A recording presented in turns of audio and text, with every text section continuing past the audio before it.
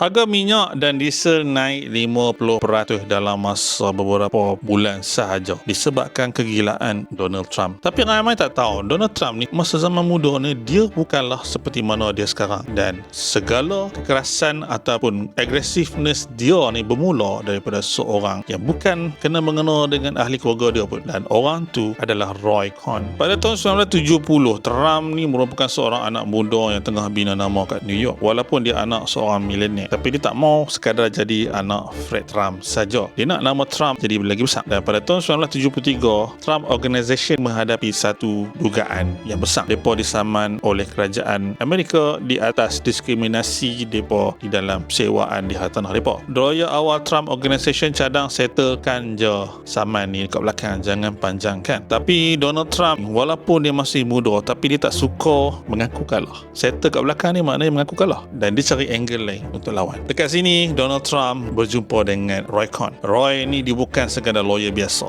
Dia jenis yang masuk bilik terus suhu bilik tu jadi tinggi. Style dia bukan negotiate, style dia adalah siapa serang hang serang balik dia lagi kuat. Playbook dia simple: deny everything, fight back.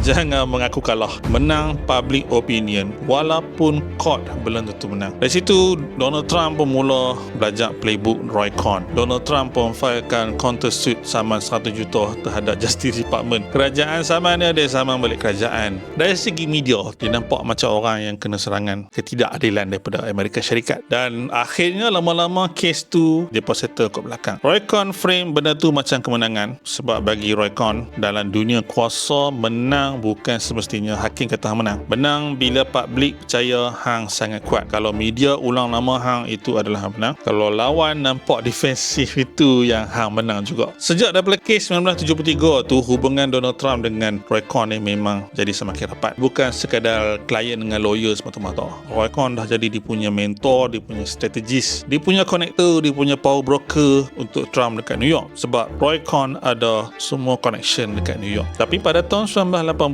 hubungan dia dengan Trump dah mula berubah. Trump mula menjauh sebab Roy Cohn, reputasi dia merosot, karier undang-undang dia sangat-sangat bermasalah, dan akhirnya pada tahun 1980 Roy Cohn meninggal dunia. Walaupun Roy Cohn dah tak muncul di dalam hidup Donald Trump, tapi falsafah Roy Cohn playbook ni masih ada di dalam Donald Trump sampai hari ini. Sebab sebelum Donald Trump ni menggoncangkan ekonomi dunia, dia dah lama diajak cara menggoncangkan meja bila dia berunding. Dan bila jadi Presiden US, sekali satu dunia dia mula goncang.